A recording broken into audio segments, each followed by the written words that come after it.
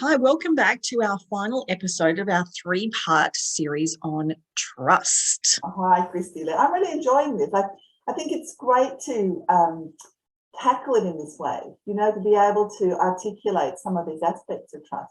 Should we just go through the 8 quickly? Definitely, yeah. So in our first episode of the series, we spoke about David Horsager's 8 pillars of trust and why trust was important. And we unpacked the first 2 pillars, which were clarity and compassion. And if you're listening to this episode and you haven't listened to the other 2, we will make sure we've got links in the show notes for you as well, so you can catch up on those. So the first 2 were clarity and compassion, which were really foundational pillars, I think. And then last episode, we covered character, competency, and commitment. Yes, and that was really interesting, I think. So this episode, we're talking about connection, contribution, and consistency. Let's get into connection. Yeah, connection's a good one. Yeah. I think connection is something we can all really relate to because we are, as humans, social beings, and we all like to feel like we are part of something, part of a tribe, connected to people in some way. And I think that's equally the same at work, isn't it? Totally. And in fact, when I'm working with a team, I will usually have what I call a personal histories little session where I'll get everybody to answer a question or 2. Oh, bless you. Well, I'll get everyone to answer the same question. So, it might just be, where did you grow up? Or what's your favourite comfort food? But there's this, people connect around different things. And so often in a team, I'll have people go, oh, you were born in wherever too, and they start to build connection just around really simple things. Yeah. I think we all crave it, and it definitely builds trust. And we know, the ultimate sales thing, the know, like, and trust factor. Yeah. Yep. So, well, you can think about the brands that you love to buy and you trust that those brands are going to deliver on what they promise. Apple is probably the, example that comes to mind, where people that love Apple products will buy anything that company puts out because they trust that brand and they're connected to the brand. Yeah, absolutely. And I think that connection is such an important thing.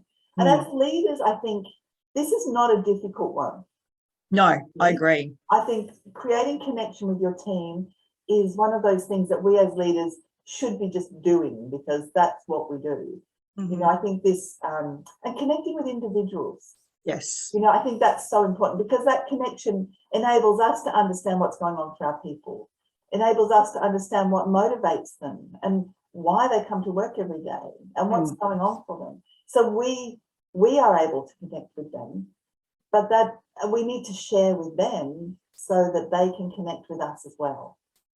And absolutely. Yeah, we can't be all a one-way traffic, this one. No. And this does mean sometimes maybe getting a little vulnerable or being a little open when we might usually be a closed book. But it doesn't mean having to share your life story. You're just finding points of connection, points of similarity or things you can relate to help people connect with you. And I love that we have moved so far from, that terrible sort of time when people would have to say things like, I'm just going to a meeting, if they wanted to go and watch their child play sport, or I've got a doctor's appointment, if they wanted to pick their child up from school, because it wasn't okay to say, I've got a child and I need to go and do something with them now because I have this life outside work. Yeah. And everybody knew that these leaders were lying. Yes. Or they were going off to play golf for the day and they'd say, I've got a conference or something. Everybody knew. And so there's no trust there. And I think we've come so far now. I think leaders these days are much more likely to say, I'm going to pick my child up or I'm going to watch them play basketball or whatever. And that does build connection because people go, well, I've got children too. And, they're absolutely able to connect with them. Do you see that? that?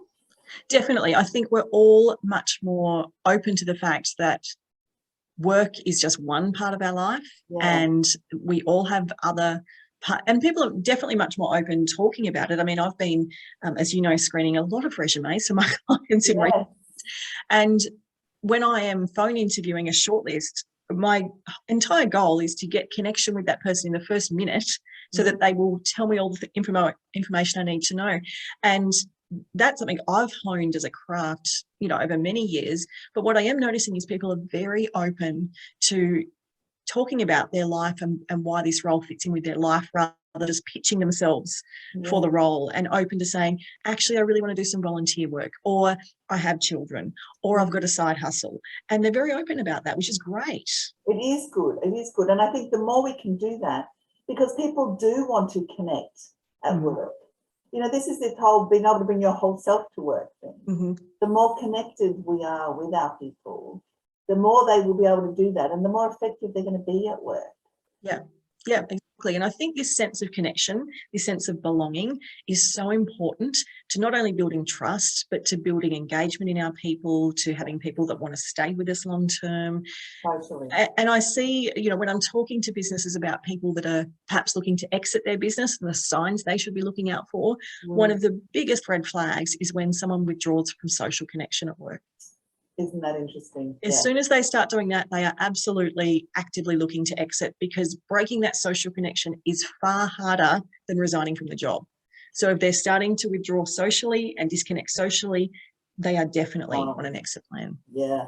It's really, yes, I think that's really interesting. I was reading about the recent Gallup research that said people, because people are moving around a lot at the moment, that to poach an engaged employee, generally speaking, you have to pay about 20% extra.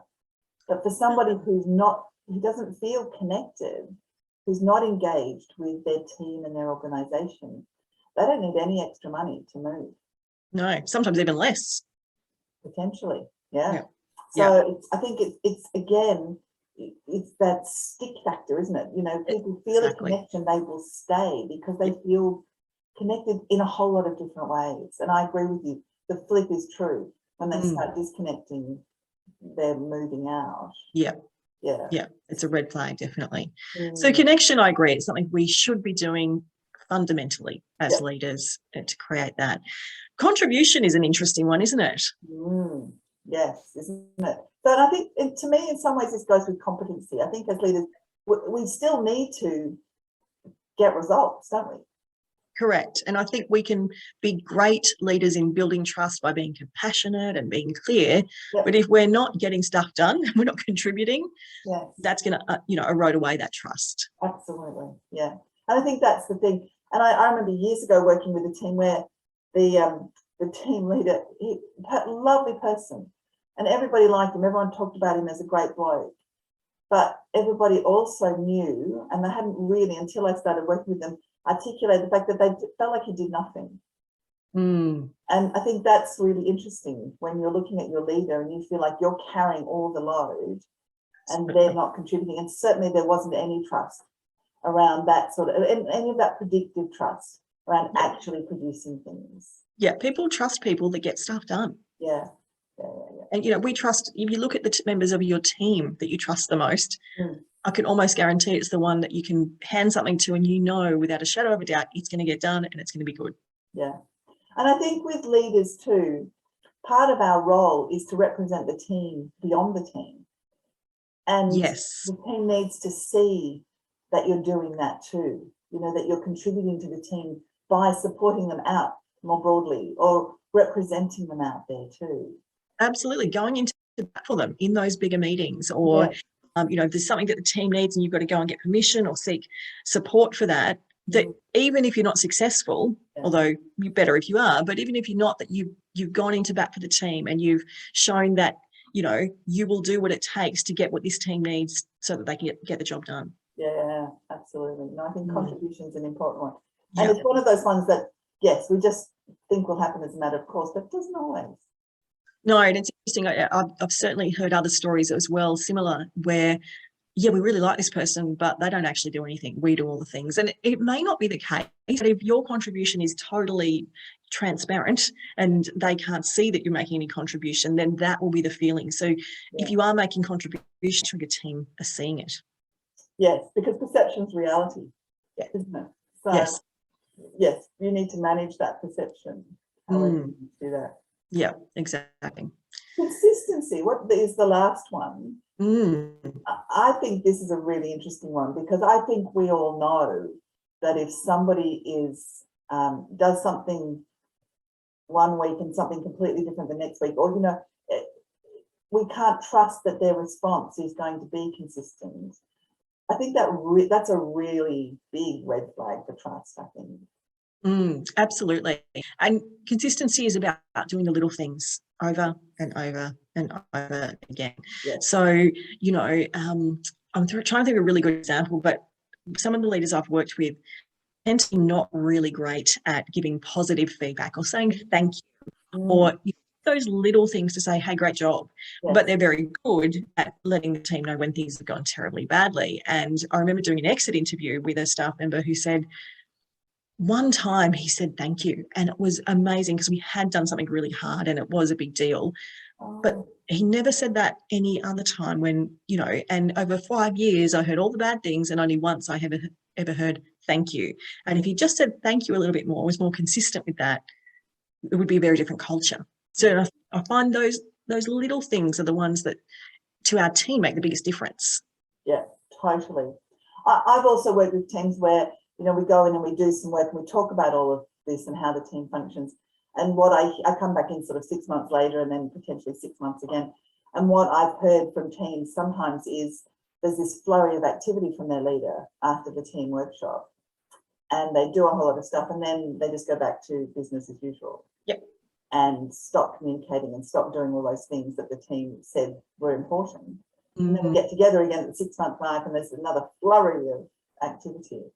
And so the team doesn't trust that kind of leadership. No. Because you're right, it's all those little things and doing them over and over again.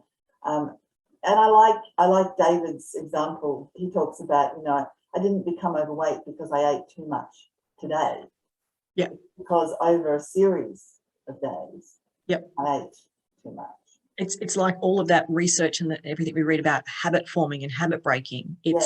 It's the little things and it's the compound effect of all those little things that makes the biggest difference. So I think from our team's perspective, if we seem inconsistent, we seem unreliable. Yes. And that erodes trust. A bit flaky. Yes. Yep. Yeah. And I think of them all, this is one that we can deal with relatively easily. Absolutely. You're getting feedback from your team. And I think probably for most of us, you can think about it and think, what's not serving me here, really? What could I change? And they don't have to be huge things. They have to be sustainable. Yeah. And creating that consistency is going to be really important. So there's all of us have things we could do differently. Yeah. And we get busy and we forget. And so sometimes it is about building that habit of being consistent with something with your team. And whether it's having a reminder or putting it in your calendar or whatever it is, if you have to do that to create the consistency, go ahead and do it just to help you get that habit formed. Absolutely. And you won't need to do it forever, because once it becomes a habit, it's there. But yes, you build trust by being consistent, by people being able to rely on you to do the things that you do. Yeah. And when you hear about some of the great leaders in the world and you hear examples of some of the behaviours that they've done consistently, it's those things that have made them the great leaders.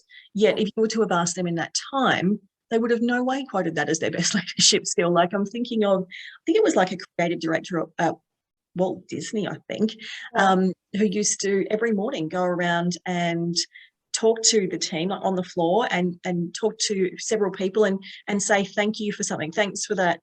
Thanks for turning up today. Like just really small things. And that is attributed to his great leadership skills. And I assure you that if you asked him in that moment what his best leadership skills were, it was probably something he was doing in the boardroom or the strategic thing he was delivering on. But to his people, that's what mattered the most. I think that's a really, really good point. It's what your people are seeing and hearing and experiencing. Yeah, not necessarily what you are experiencing. Being measured or, being measured on or, absolutely. And the big things, whilst absolutely important, are not usually the big things to your people. Yes, that's exactly right. For them, the little things are the important things. And because they're seeing you every single day and experiencing you as a leader every single day. That's right. Yeah.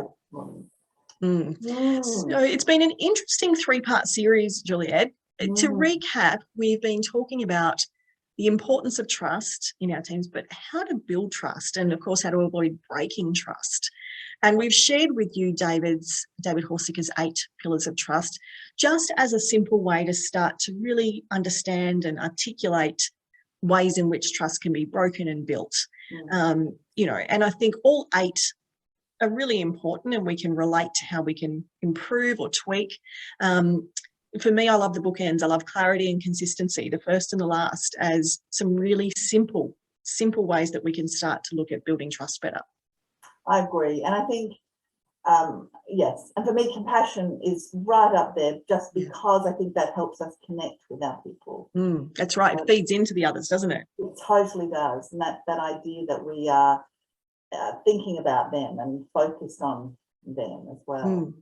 And I think it's worth just talking about why trust is so important, because I think this is the thing, I know in teams, and I talk with teams all the time, and I'm sure you do too, Christy Lee, about this ability to challenge one another for the best outcomes in the team. The ability to innovate, to make mistakes, to do all of these things in a team rely on trust. Absolutely. If people don't feel safe psychologically at work because there's no trust in the team, they basically shrink. They do just enough. They're not going to stretch themselves. No. They're not going to try new things. They're not going to put their hand up and say, hey, what about this idea that I've had? So absolutely sort of ensuring that your business won't grow, your team won't develop, and innovation won't happen if you don't have a foundation of trust. I think it is absolutely fundamental. And I know, Lencioni talks in his 5 dysfunctions of a team about how the absence of trust undermines everything else that happens in a team. And I think that's what we're talking about. I think that's the really important aspect of trust, is that as a leader, if we can build this, so much good flows from that. Absolutely. If we fail to do this, we can never expect our team to be really high performing. Absolutely. And if there's no trust, it doesn't matter how technically brilliant your whole team is and you are as a leader. Without trust, all of that is totally wasted. And I do think it is, that much of a foundational piece that we need to be thinking about. It is about us trusting our people. It's about our people trusting us and our people trusting each other. So it's very multidimensional. Yeah, absolutely. And once we get that right, I think that then flows outward to customers and suppliers, and because you're putting in place an ethos and ways of behaving that build trust beyond the team at that point too. Yeah, absolutely. So many benefits to it. So yes, and look, we'd love to hear from you. If you have had experiences with a lack of trust in the team, or with building trust in your team, drop us a note on the Facebook page. We'd love to hear from you. Absolutely. Just head over to Facebook, search the Grow Your Influence podcast. You'll find the page there, and leave us a note. And if you have enjoyed this 3-part series on trust, don't forget to leave us a rating or review on Apple Podcasts. We'd love to hear from you, and it lets other leaders know that this is a great podcast for them as well. So if you've got a moment, we would really, really appreciate you doing that for us. We would. Thanks, Christy Lee. Lovely to talk with you as ever. It's been a great series. Thanks, Juliet. Bye.